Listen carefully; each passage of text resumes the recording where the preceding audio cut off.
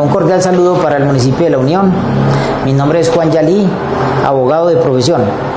Hoy, como es costumbre, vamos a hablar de un tema. En este caso particular vamos a hablar de la evaluación como herramienta para mejorar. Entonces, cuando hablamos de educación, por ejemplo, y además afirmamos que la educación es un motor de transformación social, eso nos remite a entender que la educación como motor de transformación de la sociedad, ese motor debe ser revisado. Y ese motor debe ser revisado con unas herramientas, con unos instrumentos. Y es ahí donde surge el papel protagónico de la evaluación. La evaluación concebida como una herramienta para verificar qué cosas dentro de ese motor se deben ajustar, qué cosas dentro de ese motor deben mejorarse, porque ese motor es transformador de realidades sociales. Entonces, cuando concebimos la educación, más allá que como derecho, como un sistema, entonces entendemos que la educación como motor de transformación social requiere ser revisada con frecuencia, porque es necesario esa evaluación que nos permite determinar qué cosas en el camino se deben afinar.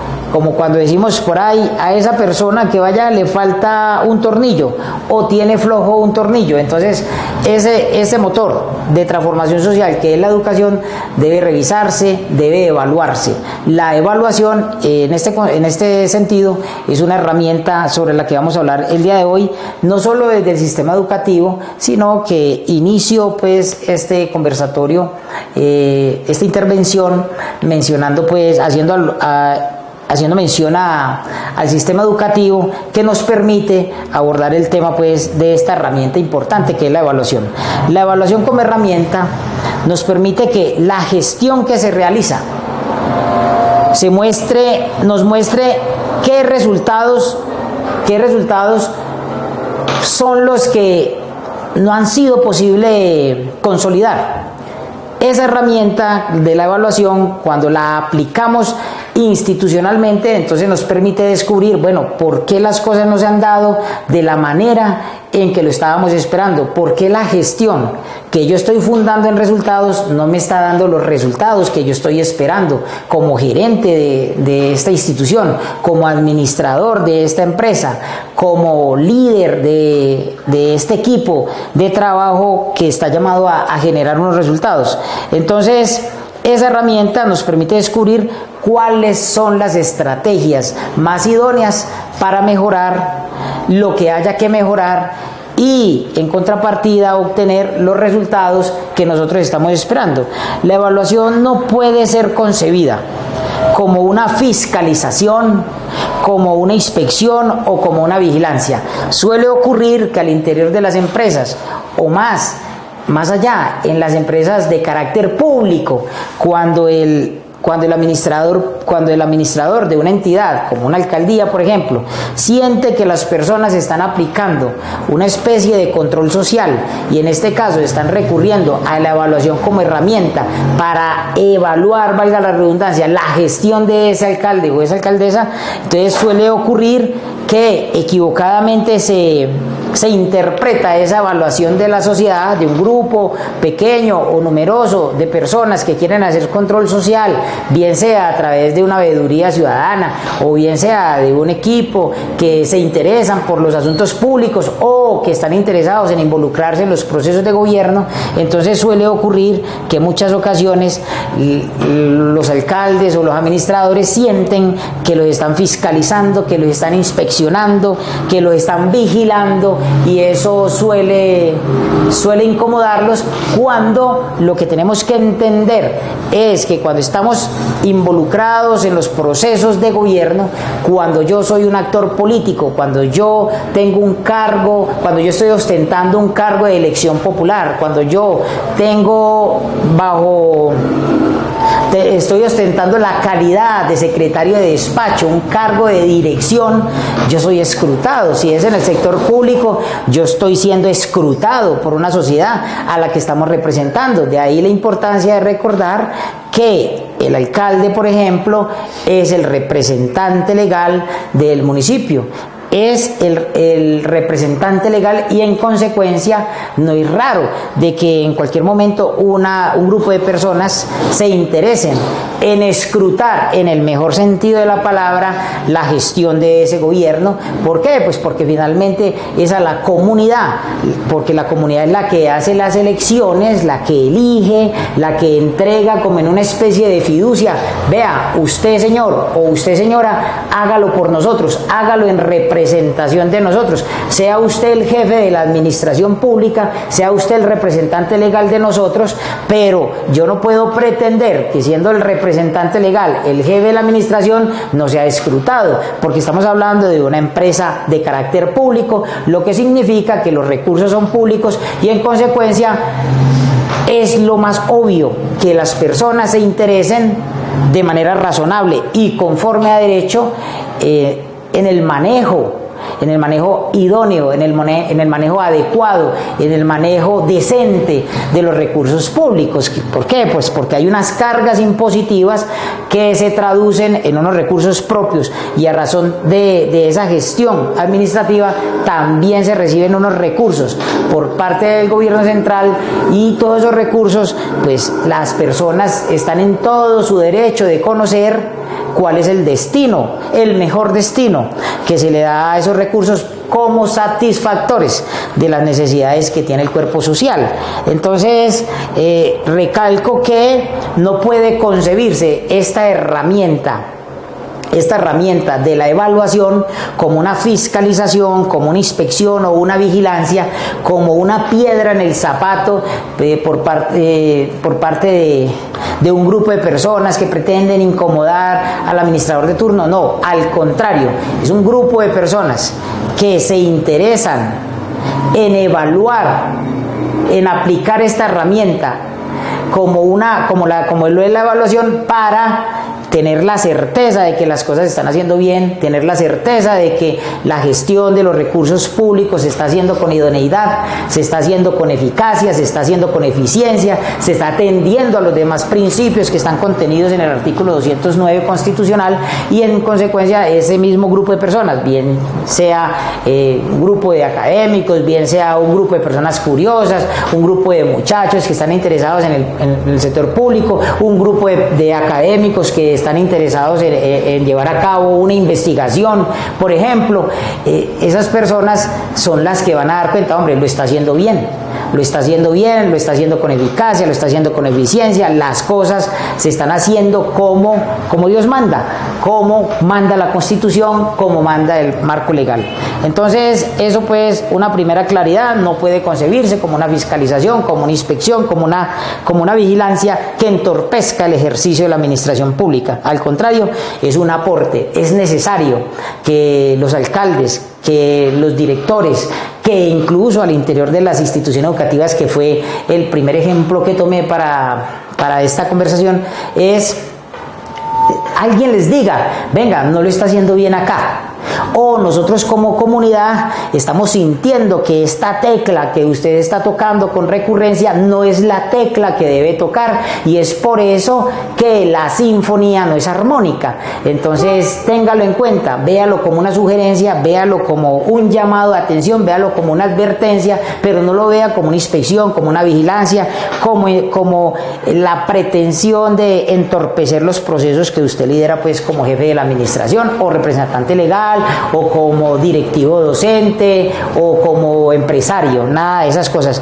A la gente hay que decirle muchas veces que las cosas no van bien. Incluso podríamos mencionar aquí a la familia como institución, así lo concibe el artículo 5 de la Constitución. El artículo 5 de la Constitución Política dice que la familia es la institución básica de la sociedad. En consecuencia, también la familia se le debe decir cuántas veces un buen amigo se le acerca al padre de una familia, como decían los romanos, el pater family, y le dice, hombre, estás tomando más de la cuenta, te vas a tirar el matrimonio, tu familia no merece ese comportamiento que estás adoptando últimamente, tenés que reorientar tu familia. Cosas como esas, a veces en el momento adecuado y en el tono que también adecuado, hacen posible de que las personas pues se encaminen. A veces es necesario que alguien le toque el hombro a uno. ¿Por qué? Porque es que no somos perfectos, perfecto solo Dios, y nosotros necesitamos que, es más, no solamente necesitamos que alguien nos diga las cosas, porque a veces es como escribir, a veces escribimos, creemos que está bien, que está correcto, y cuando le pasamos nuestras notas a otra persona, percibe cosas que, hombre, esto no me encaja acá, esto no lo entiendo, lo interpreto mal tal vez, pero ¿por qué no lo cambias este párrafo? Lo que sea. Eso es la evaluación, y así debe ser concebida como una herramienta que nos permite mejorar en los diferentes procesos de la vida social, en los diferentes procesos que se llevan a cabo en las instituciones, sean estas públicas o privadas. La gente, por ejemplo, bueno, aquí vamos a mencionar que en la administración pública, por ejemplo, hay que entender lo siguiente, que para todos los problemas o fenómenos sociales en la administración pública, la respuesta que tiene que tener muy presente el administrador es el cómo. ¿Por qué? Porque es que las comunidades tienen un montón de necesidades y la administración pública puede entrar a satisfacer muchas de esas necesidades. Entonces, ¿qué hacemos con esas necesidades en la administración pública? Las jerarquizamos. Esta de primera, esta de segunda, esta de tercera, y es una gran lista. Y a medida que vamos quitando, van surgiendo otras. Quitando, vamos satisfaciendo una necesidad y van surgiendo otras. Lo que significa que las necesidades son muchas, pero los recursos son limitados, y por eso hay que saberlos direccionar.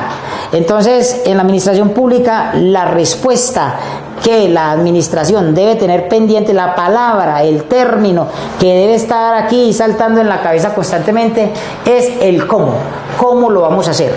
Porque, entre otras cosas, por ejemplo, dentro de la planeación municipal, en el caso pues de las entidades, que es mi experiencia en ese sector, uno encuentra que, por ejemplo, hay unos objetivos, hay unas metas, hay unas estrategias, y todo eso responde a una serie de preguntas que parten precisamente de eso. Por ejemplo, el qué. El qué es un objetivo. El qué, cómo, cuándo, dónde, por qué. El cuánto, que son las metas, las metas se cuantifican, ¿cierto? Entonces, todas esas son detallitos que uno pues debe ir asimilando como ciudadano. ¿Por qué? Porque cuando nosotros empezamos a asimilar o a caracterizar todos estos términos, con toda seguridad que la cultura política tiene que mejorar, y va a mejorar sustancialmente a beneficio de la comunidad. Es eso, es decir, la gente necesita ilustrarse, porque el primer derecho que debe haber en cualquier comunidad, en cualquier población, debe ser el derecho a ilustrarse, el derecho a la educación, y es por eso que yo siempre estoy recurriendo más que todo en esta clase de temas, manejo de temas, a la educación, porque la educación nos permite hacer esta clase de reflexiones. Entonces, por ejemplo, ese cómo es el cómo, el que nos permite idear, nos permite construir, nos permite pensar de la mejor manera los satisfactores que requiere la gente con relación a sus necesidades. Entonces la gente confunde, por ejemplo, dos términos. La gente confunde el tema de las necesidades con los satisfactores. Entonces la gente, cuando llega, por ejemplo, el administrador de turno a la vereda, entonces llegan y le dicen: alcalde o alcaldesa, mire, aquí lo que necesitamos es un puente. Y resulta que la gente no necesita un puente, la gente lo que necesita es unas vías en buen estado. El puente es un satisfactor, el puente no es una necesidad. Ah, sí, aquí hay un vacío entre este extremo de la carretera y el otro. ¿Qué soluciona eso? Un puente. Bueno, sí, pero la gente no necesita el puente, la gente lo que necesita es La gente lo que necesita es que esta vía se pueda transitar, que esta vía esté en buen estado. Eso es lo que realmente necesita la gente. El puente en ese caso no sería una necesidad, sino un satisfactor. Coloco el puente como administración, satisfago esa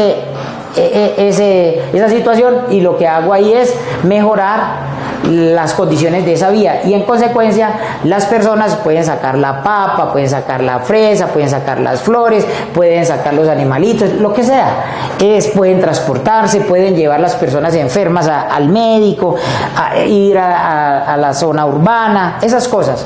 Entonces son temas que más allá de yo pretender confundir a las personas, las cosas tienen su nombre. En algún momento, no sé cuándo, nos empezamos a reunir y a todo le pusimos nombre.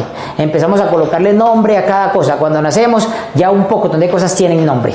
Incluso el nombre de nosotros ya está repetido un pocotón de veces, lo que significa de que tiene razón quien se le ocurrió decir de que no hay nada nuevo bajo el sol. Pero los términos no los puedo confundir. No es lo mismo eficacia que eficiencia, no es lo mismo una necesidad que un satisfactor. Y aquí lo que tiene la gente son necesidades y lo que tiene la administración municipal son recursos, y esos recursos tienen que permitir que la administración municipal, respondiendo al cómo, construya unas estrategias, unos métodos, unos procedimientos, piense de la mejor manera cuáles son los satisfactores que tiene que construir para mejorar la calidad de vida de sus habitantes. Entonces esa parte también hay que tenerla en cuenta. Vamos a recurrir, por ejemplo, al tema de las familias. Y hablo del tema de las familias porque la familia también es una institución, y yo estoy hablando acá en el día de hoy de la evaluación como herramienta para mejorar. Las familias hoy, y eso es triste tener que decirlo, están en un alto porcentaje muy descompuestas. ¿Qué significa? Que tenemos que mejorar a la familia como núcleo fundamental de la sociedad. La familia es un núcleo y ese núcleo está descompuesto en un alto porcentaje.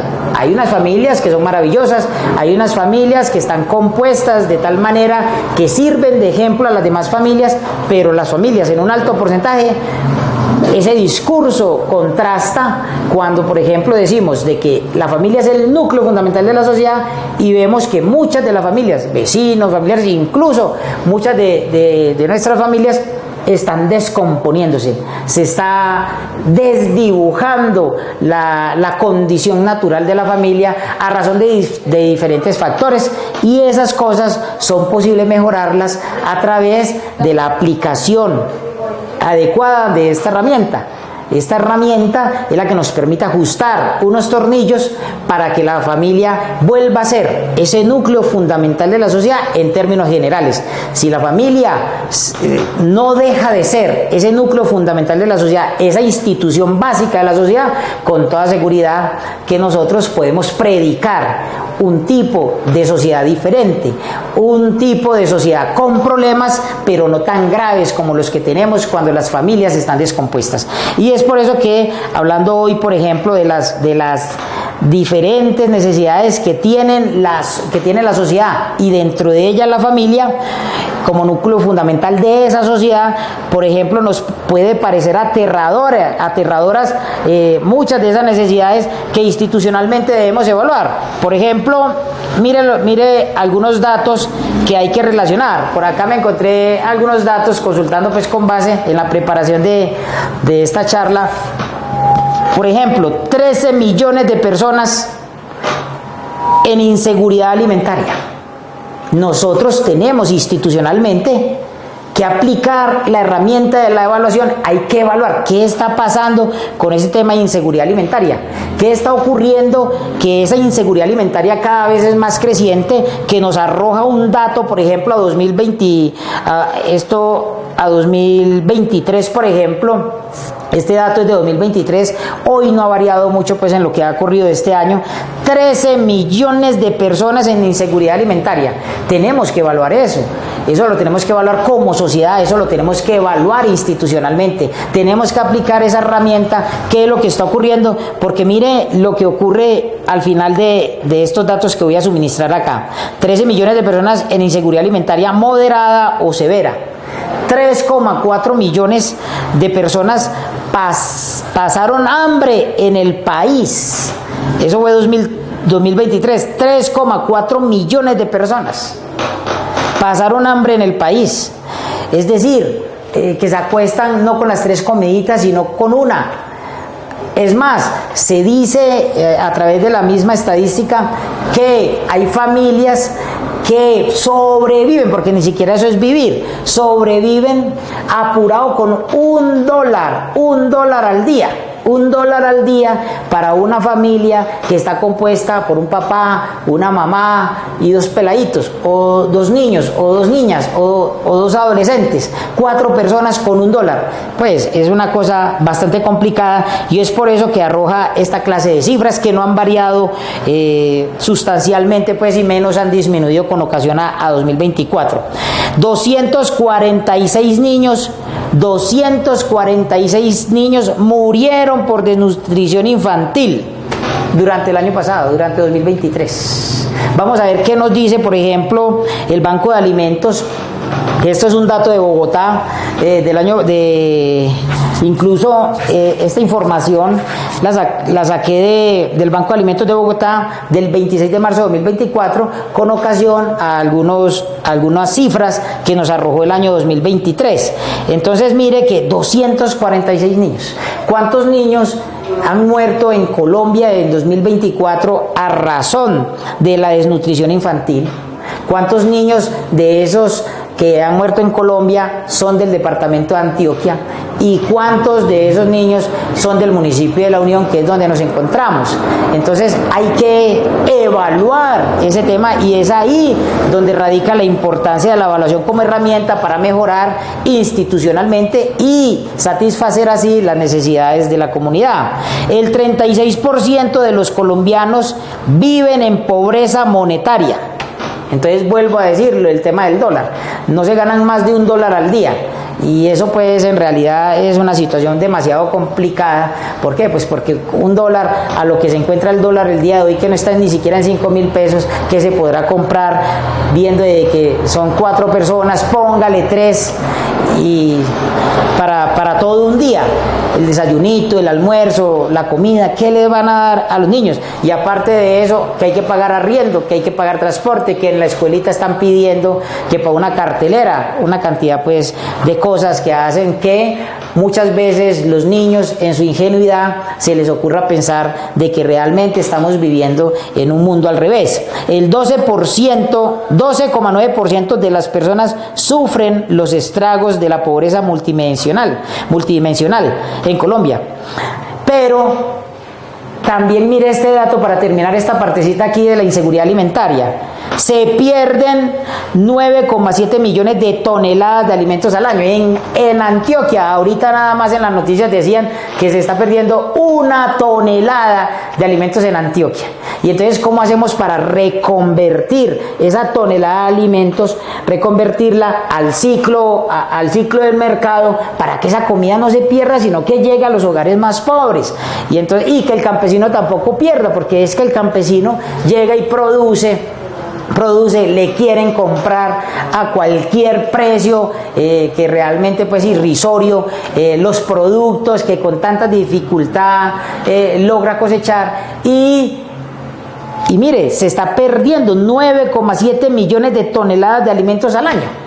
Es una cosa pues que son datos que a uno le parece pues que hacen que uno sí pueda pensar de que sí estamos viviendo en un mundo al revés. ¿Cómo es posible que se pierda esa cantidad de toneladas de alimentos al año cuando hay tantas familias, hay tantos niños que están muriendo por desnutrición, hay tantos adultos que no tienen cómo satisfacer, por ejemplo, las 3 comiditas al día al interior de sus familias? Entonces son reflexiones que tenemos que hacer, pero más que reflexiones es una evaluación, la aplicación de esa evaluación como herramienta para mejorar. Es decir, nosotros como sociedad, ¿cómo vamos a mejorar esta situación? Y la manera de mejorar la situación es sentarnos a evaluar, a aplicar esta herramienta y ajustar los tornillos que tengamos que ajustar. ¿Por qué?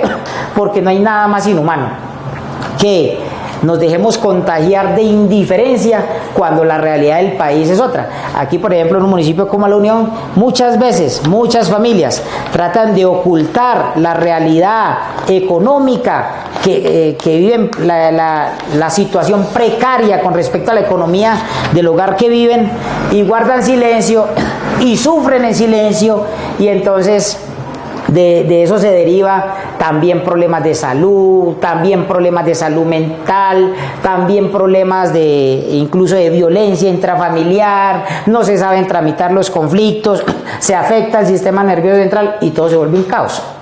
Y más allá de pretender ser un creador de angustias, simplemente estoy retratando una realidad que tenemos nosotros, que estamos llamados nosotros a evaluar como sociedad, que estamos llamados a evaluar como institucionalidad, llámese la institución que sea. ¿Por qué? Porque en la escuela, por ejemplo, para volver al tema de la educación, podemos ver la escuela como ese microestado. En la escuela hay un gobierno escolar, y ese gobierno escolar tiene un administrador, tiene un consejo directivo, tiene unos representantes de grupo, tiene un personero, tiene un contralor, y entonces uno dice, y al interior de la escuela no se lleva de alguna manera o no se refleja de alguna manera todos esos problemas que se viven al interior de la familia. Esa es una pregunta que nos tenemos que hacer como docentes, que nos tenemos que hacer como comunidad educativa. ¿Por qué? Porque la realidad es que hay niños que se nos desmayan, que hay niños que el déficit atencional, las necesidades educativas especiales y los problemas de hambre. No hay un discurso pedagógico que pueda llegar a los niños o a un niño que tenga hambre. Entonces tenemos nosotros que procurar. El profesor le queda muy berraco con su salario satisfacer las necesidades de esos niños que no tienen la posibilidad de alimentarse bien, pero sí es un actor importante, bien sea en el consejo directivo, bien sea en el consejo académico, bien sea como líder social que es el docente, participar e involucrarse en los procesos para que revisemos qué es lo que está ocurriendo. ¿Por qué? Pues porque lo ideal es que las instituciones educativas, los centros educativos rurales sean entornos protectores, y no podemos predicar la existencia de un entorno protector cuando lo que tenemos al interior son niños en una condición de vulnerabilidad, y en este caso particular a razón de la inseguridad alimentaria. Ahora bien, podríamos mencionar acá a renglón seguido los principales indicadores, por ejemplo, que también tenemos que evaluar en el tema de la seguridad, ¿cierto? Porque cuando hablamos, por ejemplo, de la inseguridad, hay que revisar ahí, por ejemplo, cuál es el panorama de seguridad en Colombia. Por ejemplo, hay un informe bien interesante del Observatorio de Seguridad, Consejo Gremial Nacional, a junio de 2024, que nos permite pues revisar así rápidamente el tema de la inseguridad en el país, de los principales indicadores de criminalidad en Colombia, solo por mencionar así a vuelo de pájaro el tema, para llegar a la conclusión que lo que tenemos que hacer es evaluar. Que la evaluación, nosotros no podemos sustraernos de la importancia de aplicar esa herramienta, porque la aplicación de esa herramienta es precisamente, tiene un propósito, y ese propósito es bueno. Y es bueno, ¿por qué? Pues porque cuando evaluamos y lo hacemos con objetividad, cuando la evaluación es objetiva, lo que nos permite es mejorar los procesos, y cuando mejoramos los procesos significa que nosotros estamos aplicando unos principios. Por ejemplo, cuando hablamos de las entidades públicas, estamos aplicando unos principios de la función pública que están contenidos en ese artículo que ya les mencioné, que es el Canon 209 constitucional. Entonces, volviendo al tema de la inseguridad y hablando, por ejemplo, de los principales indicadores de criminalidad en Colombia, tenemos, por ejemplo, temas para evaluar como los homicidios y violencia contra grupos vulnerables. Tenemos el tema de secuestro, el tema de extorsión, el tema de atentados y acciones terroristas, el tema de la presencia de grupos criminales en el territorio, el tema de homicidios, violencia interpersonal, violencia intrafamiliar, violencia sexual, delitos contra la propiedad. Entonces, ¿cómo no detenernos un momentico a evaluar no solo el tema de la inseguridad alimentaria, que son muchos temas los que podríamos evaluar, sino también el tema, por ejemplo, de la inseguridad, el tema de los principales indicadores de criminalidad en el país. Podríamos hablar de otros temas, como el tema de la vivienda, el déficit habitacional, el tema de los embarazos adolescentes, para llegar a unas conclusiones como son las siguientes. La evaluación debe ser un poderoso instrumento, esa es la conclusión. La evaluación debe ser un poderoso instrumento para el aprendizaje de todos nosotros como comunidad educativa. ¿El aprendizaje de qué? El aprendizaje de que nos tenemos que poner las pilas a recurrir a unas acciones, a unas medidas, a unas estrategias, a perseguir unos objetivos, a perseguir unas metas que mejoren nuestra calidad de vida. Y eso solo es posible cuando aplicamos la evaluación como herramienta para mejorar institucionalmente al interior de nuestras familias o de nuestras empresas o de nuestro municipio. Entonces, el tema de la evaluación debe ser concebido como un poderoso instrumento para el aprendizaje, no tan solo una solución política para los problemas percibidos sobre los estándares y la rendición de cuentas. No solamente eso, tenemos que procurar hacer de la evaluación la aplicación de una herramienta que nos permite mejorar en la familia como institución básica de la sociedad, en las empresas públicas o privadas, en las entidades, alcaldías municipales, en las instituciones educativas, que es el tema pues al que más he recurrido en esto. Tenemos que adoptar como sociedad una cultura del control, una cultura de evaluación constante de nuestro entorno, sea urbano o rural, y eso permitirá mejorar como sociedad más allá de los indicadores que reflejan cómo vamos en Colombia, cómo vamos en Antioquia, cómo vamos en la Unión. Muchas gracias, muy amables, Dios los bendiga.